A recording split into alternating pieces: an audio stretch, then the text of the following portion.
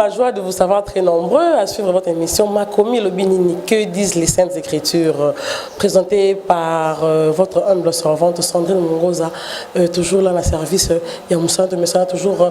Kosalango. Merci beaucoup de vous abonner, vous abonner, vous partager, vous salabiso vraiment bien. Tous avons une équipe Enesis HDTV et puis la PCB vraiment les bienvenus. Dans cette chaîne Nabiso, autre le belara juste Makambo Italie Bible, tout Makambo que partager, nous surtout à travers le monde. En tout cas, bonjour et bonsoir, c'est l'heure où vous captez. Et émission vraiment on a CPL Mingi, que vous avez scotché, besoin d'Abisso à travers Enesis HD. Merci beaucoup. Narcisse Mouba derrière la caméra et puis tout vous mettre en Roland Abisso. Merci beaucoup à couple Moudiaï, Lydie Moudiaï et Franck Moudiaï. Nous allons vraiment idée à ça la chaîne Oyo ils ont apporté un plus sur la carte de vie Abisso chrétienne. Donc voilà, tout ça les lots on a un sujet à habillement dans l'église. Habillement de l'église, excusez-moi pour la voix, tout ça un peu enrhumé. Habillement de l'église, tout le monde la réalité belé ça dans l'église. En tout cas, ceux qui protocole à la porte, ça se met à ma bako belé pour la nini, tout le monde a le droit de qu'il y ait des fêtes. Tout ça l'église, mais façon que là tanae, azo monde a le droit azo ya rendez-vous na procureur, même quand na procureur, tam su boye, so quoi ta tenue de ville. Moi surtout moi veste,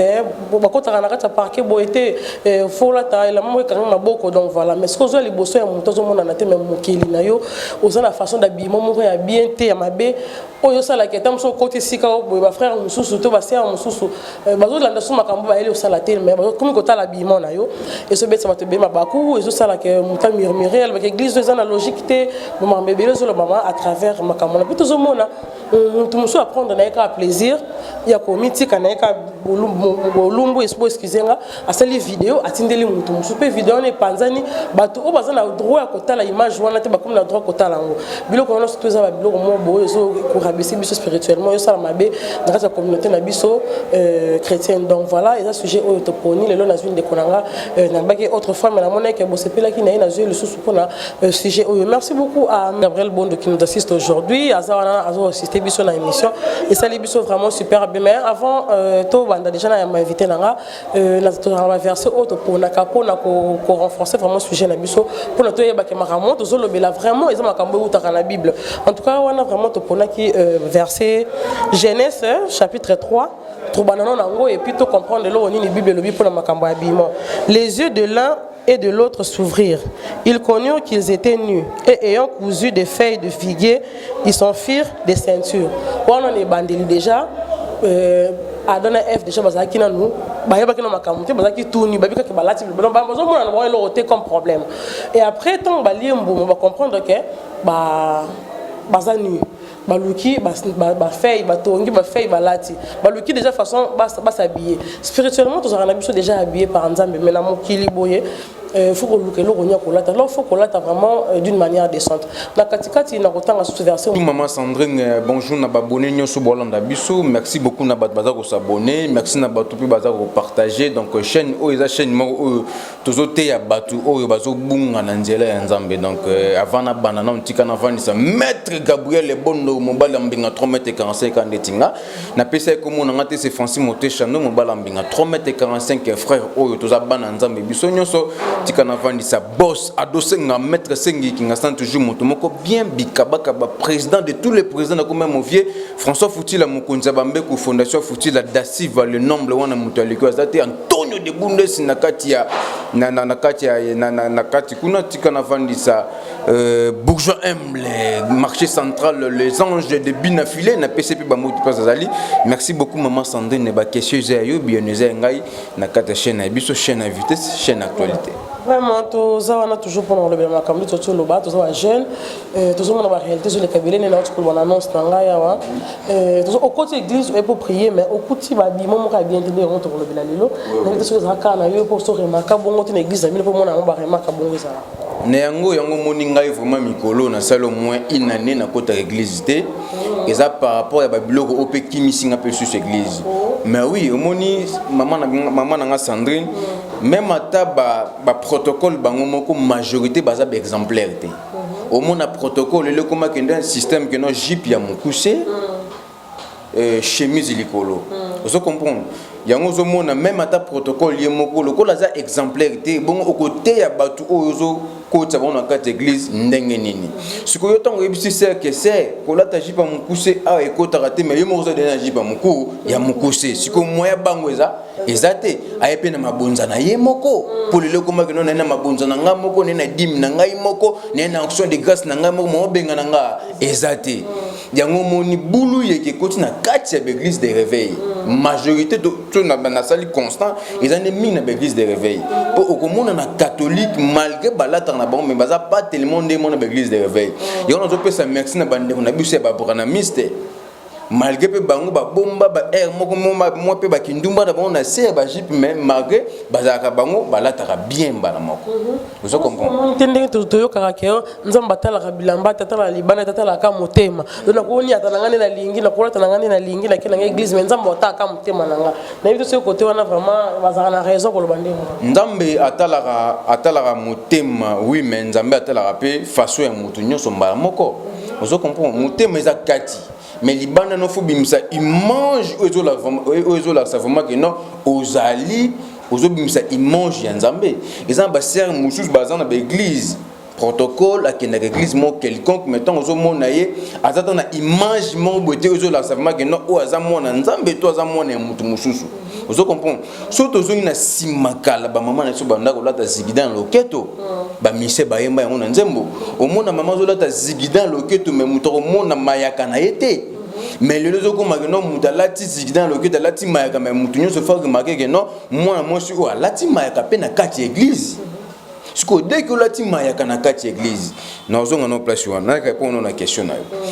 par rapport ya habillement omoni elo mona sepela ina annonce na yo lobi que non mutu so azo kinde ko kuta na chef de l'état akola ta veste moko ya bien akola ta elamba moko ya bien pour na respect ya chef de l'état et bongo siko mutu oyo aleki chef de l'état fois 2 millions de fois mokeli na yo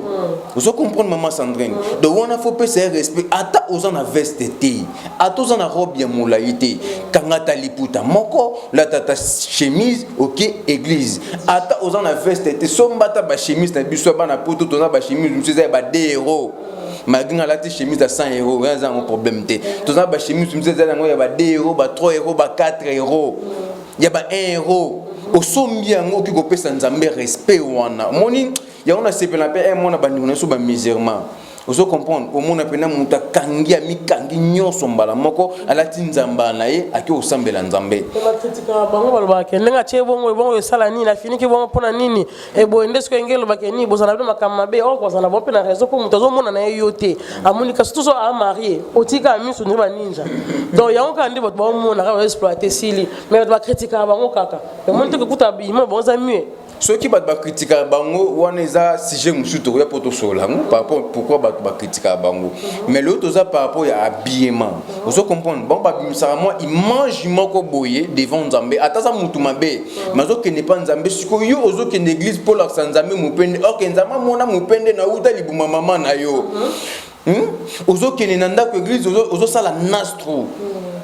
ou la ti soutien et finir ma belle bosse qui singa pour notre terme si tu ni libaya mais a salon kana ndemba mo na libaya mais a salon so ta bendo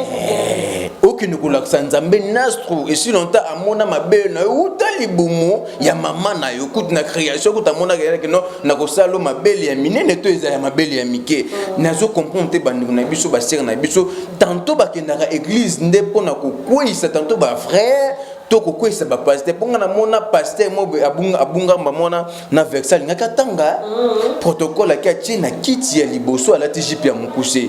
mama magaza pasteur ninga za bonza na mai na makila atabwa kimiso beton ka suka ko mona ngokaka omjongo tozo mona ba pasteur mususa ngako lobelo mususu le bungi akoti lingala c'est que so moni pasteur ngalo belo mususu bungi akoti lingala tantôt place ya zala en danger voilà place wana puis okomika ota la place wana osomona pasteur aza na kati ya cher masumuki déjà yango nzamba lobi que non si lontoza na kati ya mokili okosumuka na yo kaka elo moi pe nazo comprendre te moko nazo ebate est-ce que ba protocole yango bazwa vraiment formation qui protocole pour ceux qui protocole au quotidien mona mwasi moko alati mabe to mobali mpe na mibali mpe bazali moto akota église alati taille base akitisi pantalon tina se moto azokota église alati mabe bana mibali ozo comprendre maman Sandrine donc eza bien te makasi yango nazosenga na baéglise oyo obosalaka bongo botika pe lelo nena soulever no point mosusu awa par rapport à nini baprotocole bakoma kopesa bato place selon habillement ya moto omona moto alati veste bapesa kiti ya liboso po alati veste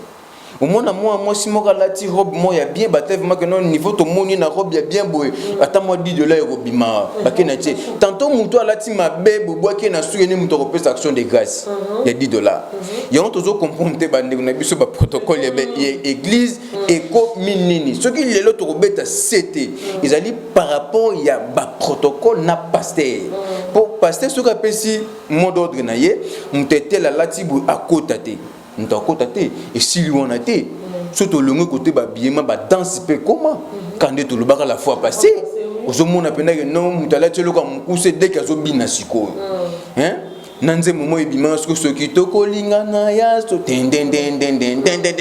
nzembo ona nazomona ngeti ekoti pena ki nduma na kati ya église malgré ça na ngonze mwenzambe atakuti mabine uta na lola est-ce que mutamona ka angeli to bazobina na lola mabine uta na lola bien sûr mais ça mabina mususu dès que bozo na kati église bokilo paza wana respecter nzambe dès que ozobina bozo gumba mukongo c'est que bozo gumba melanda bozo pesa nzambe sima et ça manque ya respect mon frère Francis ko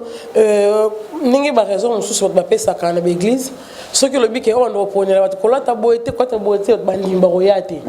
pour ce qu'on apporte ba église ba linga boete serment comme ça yene comme kusi protocole zo bonde la epoko tateli putango bose côté ngala ikana takabo funa kutakabo ba ko mona ke malamu aya na ye akoti na ye bongo to ba te ya wana ndako bongwana na ye ba ke na formule wana ke mutu tsako bongwana soka bonga ina ye pete azane kala tenio na biso to mona ka bongo tout za la ka servir que mutu na porte alors que non église ne moye boye donc to garder même à 10 personnes à garder 10 personnes dans une église mais basa ba mungu balati bien ba ko se présenter pour nzambe bien to ba ke na ona ndenge na système arche de Noé ba kota na bango ba koyasi non soki toke na système wana tozo tumbola susu libulu makasi bandeko na biso ba branamiste baya na système na bango o ba appliquer yango lelo pe esimba ata ningo za bongo comme ton frère moi boko okendo samba na église ba branamiste ningo za bon fola na rythme na bango mais ce que tu as dit que l'église mususu na système au bango bazo sala ezaki notre zotika bango na libungi makasi na yango tozo senga na église au bosala ka bongo beauté ya bandimi na bino ata boza 2 personnes ata boza 6 personnes ata boza 20 personnes ata boza 10 personnes et est très important zali te ya parole de Dieu sala évangile nzambe batu musu bakoya église bible ngompe lobi donc nzambe aza place au basé belé makasité vous comprenez maman Sandrine donc voilà ata boza 2 personnes te ya ko lingate que non o sangisa kaka likola ko gagner ba âme on aura plein église tondi batu mais bo sa makama be na kati siko tango yo ozo ko accepter batu nyonso baya bilamba mabe baya na kati église et si longtemps bazo bebe ça peut image ya église na yo pasteur tala église na ndenge ba ser balataka tala église na ndenge ba frère balataka ce qui tozongisi mandamu maman total sono bana nzambo bazotala biso par rapport ya mwasi oyo ya ndumba asukolaka Jésus makolo azaka bilamba mikusete vous comprenez mais aza mwasi ya ndumba azakana bilamba normal la banda olata bloka bilamba mais kusete na yebte so na se tromper tout dans l'image autre monde na film te toza la raté et bika ke au moins na image autre monde na atazaka na bilamba milaiba ba kitamba ba voilà mais film ba raté balongo la raté c'est que dès que tout monde na bongo c'est que ça bongo donc voilà vous senti moi si ya ndumba mais azolata normal mais on sa ki ndumba na ye na yango bandeko na biso ba frère ba pasteur na biso nzo lancer message kolanda foule ya batute kolanda loyenge ya bandemité po bazo bebisa image na yo na ya nzambe na ozo sambela eza message moko eza clé makasi ceux qui vont appliquer ngo pour pesa nga raison maramu na zolo ba awa biso to sala ba émission merci beaucoup na maman Sandri po ba jara ba émission boye ba te belé ba zo sala yango te ba te belé ko ba zo kota ba na libongi ya ko esa ba to ke non nzamba tala ra motema. Ok, magenza mazosala nzambe magenza mazotala motema la ça ce que il mange nzambe la ça vraiment que nous avons mona nzambe ba yeba kende na zo pesa ba signe o ba yeba ke no muto azana ba fuya nzambe kati na ye et loko liboso ezali habillement tant muto azotala yo surtout moi si majorité de banon na basi tant muto azotala yo sentir vraiment que non mina moi si mtatiraka voilà tant muto azotala moi so sentir vraiment que non moi je vraiment asana biema kitoko yo soko latelo kwa mukuse po attirer mibali mais mobali tanga ko ya alandeka po monaki mupende tanga ko zelo ko azana ngo besoin ko ti akotika mais linga olata normal mobali amona mupende na yote mupende nezaka po na mobali na yo moko bandeko na biso bozota la biso tango yo olati loko moya mukusi olati mupende monani mabele monani libanda boski senga pour na terme ba bonne biso bozota la biso mobali tango biso mibali pe totala moi so na tolo bien moi so na nzoto bien na landeli nzoto mais na landeli kiboyote voilà mais tant na aucun esco ne loko na zaki na besoin après natiki donc voilà et loko liboso ba yebaka ke mutu o azana kibunzambe na kati na ye eloko liboso et pas un moins si ezaka biema ya mibale za comportement donc mon nzamba tonga raté mon nzamba ina raté mon nzamba panzaka batute mon nzambe place batu bazali ki ya kopanzana yesu ka ye il faut pas sentir vraiment que non musal nzambe moko ye awa elingi ko lobate ke po osangisa batu faut zaka diagonese to zaka okina na église non faut bimisa image mo ya nzambe to mutata la bi non mwana mwasi oyo asana kibonzambe kati na ye mwana mwasi oyo atambolaka na sembo mwana mwasi oyo respectaka nzoto na ye pe nzoto ya mwasi eza sacré mama na Sandrine soki to na fungoli parenthèse mususu eza na bato mususu asimba ye kaka tanto loboko no bakangi ake prison vous comprenez selon mibeko na biso donc de tout ça l'émission boisson na simino loboko ozaki nango permettre c'est qu'il faut na c'est lango prison oui eza bato mususu alingaka violer ko doté ameka violer boye bakangi ake prison donc nzoto ya mwasi eza sacré au bandeko na biso basi il faut bo comprendre eloko wana soki bozo comprendre ngo tozo mona na lelo ke nzoto mwasi na 21e siècle na 21e siècle lelo nzoto mwasi esambwa ya kosamba ba o eza na valeur eza na 2%. Donc majorité à l'élo ozomona muta latijib et dessiné na sous-vêtement na kati nzoto nazo comprendre ti obimaki bomba parents pe bazali tous on appelle ndam pe na ba parents et là mususu pe zali maman na Sandrine éducation de base malgré tous na 21e siècle ça na bato malamu pe bazali bato mususu tanto bazovana ba commune moko reculé ba comme mususu bato mususu bazovana ba banlieue mais tant ozomona un niveau zo kolela mais ndeti mbana mo ba vivra bien mais or que ba vivra bien te nengo na bande ko na biso ba parents pour nga pe na za parents na biso ba parents et loko liboso il faut non avant mwana abanda noko la tema bet ezokola le tozo mona mwana 10 ans maman na alors ti bloko ya mikusi maza mutu ya munene yango tozo mona benga violité yo moko benga la violi yo moko maman de ozo livrer mwana na yo dès ko bande ko la ti bloko mo ya mikusi dès le bas âge azokola voilà a message nango azokola azokine pe église alors que pe na mabunzane kana na bene bandeli action de grâce na ye ni na ye yango zo mona